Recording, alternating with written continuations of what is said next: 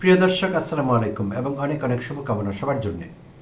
এই এপিসোডে কথা বলবো আমাদের অলসতার পেছনের মনস্তাত্ত্বিক দিকগুলো নিয়ে। আমরা অনেক সময় নিজের সম্পর্কে নেতিবাচক চিন্তা করি, প্রায়শই এই সিদ্ধান্তে উপনীত হই যে আমি অলস, আমার মধ্যে অলসতা ভর করেছে, আমি সবসময় আলসেমি করি। এরকম নেতিবাচক চিন্তাগুলো আমাদের ঘিরে ধরে প্রায়শই। তো সবসময় কিন্তু বিষয়টি এরকম নয়, অলসতা কাজ করে না, বাট তখনও আমরা বলছি আমার মধ্যে অলসতা কাজ করে। দুটো বিষয় আছে, একটি হলো অলসতা, আরেকটি হলো দীর্ঘসূত্রিতা। অলসতাকে আমরা ইংরেজিতে বলি লেজিনেস, আর দীর্ঘসূত্রিতাকে বলি প্রোক্রাস্টিনেশন। তো বেশিরভাগ ক্ষেত্রেই আমাদের অলসতাটি আসলে অলসতা না হয়ে প্রোক্রাস্টিনেশন হয়ে থাকে, দীর্ঘসূত্রিতা। তো দুটোর মধ্যে একটু পার্থক্য বুঝে নেওয়া যাক। অলসতাকে, কোন কন্ডিশনকে আমরা অলসতা বলবো, কখন অলসতা তৈরি হয়? অলসতা হলো আমাদের কাজ করতে আমাদের কাজ করতে ইচ্ছে করে না, কিংবা কাজ করবার এনার্জি নেই, সেটি হলো অলসতা। আর প্রোক্রাস্টিনেশন বা দীর্ঘসূত্রিতা হলো আমি কাজ করতে চাই কিন্তু ডিলে করাচ্ছি আমার কাজটি, এখন না, একটু পরে করব, আজকে না, কালকে করব। তো এই যে বিষয়টি, কাজ ফেলে রাখা, সেইটিকে আমরা বলি প্রোক্রাস্টিনেশন বা দীর্ঘসূত্রিতা। তো দুটো বিষয় কিন্তু সুস্পষ্টভাবে আলাদা। যেটি বলছিলাম যে অলসতায় কাজ করতে ইচ্ছেও করবে না এবং শক্তি থাকবে না, এনার্জি লো থাকবে, লো লেভেল এনার্জি থাকবে, তখন আমরা কাজ করি না, করতে পারি না। আর দীর্ঘসূত্রিতা যেটি বলছিলাম, আমি জানি কাজটি আমাকে করতে হবে, বাট পিছিয়ে দিচ্ছি, শুরু করছি না কাজটি। আর এর পেছনে নানা রকম মনস্তাত্ত্বিক কারণ থাকে। তো সেই কারণগুলো একটু খতিয়ে দেখব কি কি হতে পারে সেই কারণগুলো। তো প্রথমত হতে পারে আমরা জানি আমরা যখন কোনো ভালো কাজ করি লোকেরা আমাদের প্রশংসা করে, আমরা যখন ভালো খাবার খাই, তৃপ্তি পাই, তখন আমাদের এক ধরনের ভালো লাগার অনুভূতি কাজ করে। পছন্দের কাজ পারফেক্টলি করে ফেলতে পারলে সুখানুভূতি হয় এক ধরনের। এই যে ভালো লাগার অনুভূতিগুলো, যখন আমাদের এই অনুভূতিগুলো হয়, তখন আমাদের মস্তিষ্কে এক ধরনের সিক্রেশন হয়, আর সেই সিক্রেশন থেকে ডোপামিন সিক্রেট করে বা নিঃসৃত হয়। আর ডোপামিন এক ধরনের কেমিক্যাল সাবস্টেন্স, যেটিকে আমরা নিউরো ট্রান্সমিটার বলতে পারি। আমাদের যে মস্তিষ্কের স্নায়ু কোষ আছে, যেটিকে ইংরেজিতে আমরা নিউরন বলি, নিউরনগুলোর মধ্যে বার্তা আদান প্রদান করে এই ডোপামিন।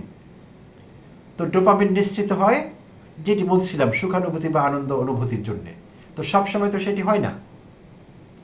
আমি লেখাপড়া করতে বসেছি, তো লেখাপড়ায় মন বসছে না, নানা কারণে আমার সামনে বই খোলা আছে কিন্তু মন অন্যদিকে চলে যাচ্ছে। কারণ লেখাপড়া করলে আমি যে রেজাল্ট পাবো, সেই রেজাল্ট কিন্তু তাৎক্ষণিক না, লেট অ্যাকশন হবে সেটির। তো আমি লেট অ্যাকশনের জন্য তৈরি না, আমি তাৎক্ষণিক রিওয়ার্ড চাচ্ছি। তাই আমি বই বন্ধ করে রেখে গান শুনতে গেলাম, একটু টিভি দেখলাম, সোশ্যাল মিডিয়া একটু ঢু মারলাম, ইউটিউবে একটু স্ক্রল করলাম, এইসব চলতে থাকে। কারণ সেই সব কাজে আমরা আনন্দ পাই ইমিডিয়েট স্যাটিসফ্যাকশন। ফলে এগুলো করে ফেলি আমরা, যেই কাজ করণীয় সেইটি বাকি রেখে সেই কাজটি যে করি না তা না, করি, বাট ডিলেইড হয়ে যায়, যথাসময়ে কাজটি হয় না। ওই যে দীর্ঘসূত্রিতা তৈরি হচ্ছে। আর কেন হচ্ছে? ডোপামিন এখানে প্রভাবকের ভূমিকা পালন করে। যেই কাজগুলো সহজ, যেটি বলছিলাম সোশ্যাল মিডিয়া, ইউটিউবে স্ক্রল করা, কাউকে ফোন করা, চ্যাট করা, এগুলো সহজ এবং রেজাল্ট পাওয়া যায় তাৎক্ষণিক। তো এই কাজগুলো করতে আমাদের ডোপামিন নিশ্চিত হবার দরকার হয় না, আমরা এমনিই করি, কেন আমরা জানি যে আনন্দটা তাৎক্ষণিক আমি ফিল করতে পারি। আর যখন আমার সুখানুভূতি হয় তখন ডোপামিন নিঃসৃত হয়। আর অন্য ক্ষেত্রে কঠিন কাজ, লেখাপড়া, গবেষণা, চিন্তার ব্যাপার যেখানে আছে, মস্তিষ্ক ব্যবহার করতে হবে, তখন কিন্তু আমরা পিছিয়ে পড়ি, আমরা কাজটি ডিলে করাই, দেরি করাই। তো যেটি বলছিলাম, ডোপামিনের প্রভাব এখানে আছে। এর বাইরেও আছে আমাদের ব্যর্থতার ভয় আছে। কোনো কাজ করবার আগেই আমরা কিন্তু সফলতা ব্যর্থতা নিয়ে চিন্তা করি। আমি এই কাজটি করব, হয়তো বা হবে না, যদি না হয়, তাই করছি, এরকম একটা অবস্থার মধ্যে আমরা থাকি। অর্থাৎ ব্যর্থতার ভয় আমাদের মধ্যে কাজ করে। আবার কিছু লোকের মধ্যে কাজ করে পারফেকশনিজম, অর্থাৎ সব কাজ তিনি পারফেক্টলি করতে চান। মিডিওকার বা মাঝারি মানের কোনো কাজ তার পছন্দ না, ফলে কাজটি করাই হয় না। কারণ ওই যে ভয়টি কাজ করছে, আমার কাজ যদি ইমপারফেক্ট হয়ে যায়, যদি ভালো না হয়, মান ঠিক না থাকে, তাই পিছিয়ে দিচ্ছি, কাজ করবার বিষয়টি পিছিয়ে যাচ্ছে ক্রমশই। তার মানে প্রোক্রেস্টিনেশন, দীর্ঘসূত্রিতার মধ্যে পড়ে গেলাম আমি। এই ভয়ে, ব্যর্থতার ভয় এবং কাজটি ঠিকমতো নাও হতে পারে, পারফেক্ট নাও হতে পারে, এই থেকে আমার কাজটি ডিলেড হয়ে গেল, কিংবা কখনো কখনো সেই কাজটি হয়তো আমার করাও হয় না, এরকম হয়ে যাচ্ছে। তো এইটিকে আমরা সব কিছুকে হরে ধরে আমরা অলসতা বলছি, আসলে না। এই ফাইন লাইনটি আমাদের বুঝতে হবে, অলসতা এবং দীর্ঘসূত্রিতার মাঝখানে একটি ফাইন লাইন আছে। আরও কিছু বিষয় আছে, সেটি হলো যেমন এনার্জি মিসম্যানেজমেন্ট একটি টার্ম আছে। সেটি কি? সেটি হলো আমাদের অনেক সময় পারফেক্ট ঘুম হয় না, সাউন্ড স্লিপ হয় না, না হলে পরে আমরা অস্বস্তি বোধ করি, শারীরিকভাবে খারাপ লাগে।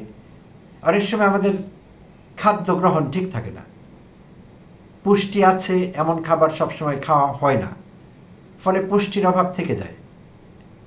অর্থাৎ ডায়েট ঠিক হয় না, রাইট ডায়েট আমরা নিচ্ছি না, কোনো কারণে নেওয়া হয়নি বা হচ্ছে না। তাহলে ঘুম কম হওয়া, ডায়েট ঠিক না থাকা, এই বিষয়গুলো কিন্তু আমাদের মধ্যে অলসতা বা প্রোক্রেস্টিনেশন তৈরি করে, দুই রকমের সমস্যাই তৈরি করতে পারে এই বিষয়গুলো। তো এই বিষয়গুলোর দিকেও খেয়াল রাখতে হয়। তো এখন সমস্যাগুলো দেখা গেল বা সংজ্ঞা বোঝা গেল অলসতা এবং দীর্ঘসূত্রিতা বা প্রোক্রেস্টিনেশন। করণীয় কি? কল টু অ্যাকশন কী করতে পারি আমরা এখন? আমরা অলসতা বলি, লেজিনেস বলি, আর প্রোক্রেস্টিনেশন বলি। এগুলোর থেকে বেরিয়ে আসতে চাচ্ছি। কিভাবে বেরিয়ে আসবো? খুব ছোট্ট পদক্ষেপ নিতে হবে, বিশাল কিছু না। বিশাল কোনো পদক্ষেপ নিলে সেটি বাস্তবায়ন করা যাবে না। এমন কোনো টার্গেট নিতে হবে যেটি স্মল বাট অ্যাচিভেবল। ছোট্ট টার্গেট, ছোট্ট সলিউশন এবং অ্যাচিভেবল, আমি অ্যাচিভ করতে পারবো, অর্জনযোগ্য। তাহলে হতে পারে বড় কোনো কাজকে, যে কাজটি আপাতদৃষ্টিতে জটিল মনে হচ্ছে, কমপ্লেক্স মনে হচ্ছে, টাইম কনজিউমিং মনে হচ্ছে, সেই কাজটিকে ভেঙে ফেলবো ছোট ছোট করে, বিভিন্ন ফেজে সেই কাজটি করব, ধাপে ধাপে করব।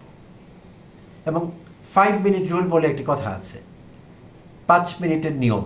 সেইটি কি? বড় কাজকে ভেঙে ভেঙে সেগমেন্ট বানাবো, 5 মিনিট সেগমেন্ট, 5 মিনিটের একটি ফেজ বা সেগমেন্ট, যে আমি এখন এই 5 মিনিট কাজ করব এই এরিয়াটি নিয়ে, এই জায়গাটি নিয়ে, এই জায়গাটির ইমপ্রুভমেন্টের জন্য 5 মিনিট কাজ করব। তো 5 মিনিট কাজ করলে আমি টায়ার্ড হব না, 5 মিনিট খুব বেশি সময় না। তো আমি টায়ার্ড না হয়েই আমি মোটামুটি কাজের আংশিক সফলতা দেখতে পাবো। তো এই আংশিক সফলতা আমাকে রিওয়ার্ড দেবে, একটা সাইকোলজিক্যাল রিওয়ার্ড আমি পাবো, নিজেকে নিজে রিওয়ার্ড দেব। তো তখন আমার আরেকটু কাজ করতে ইচ্ছে করবে, তখন আমি আবার আরেক ফেজে আরেকটু কাজ করলাম, 5 মিনিট কাজ করলাম, বা আস্তে আস্তে সময়টি বাড়িয়ে নিলাম, 10 মিনিট কাজ করলাম।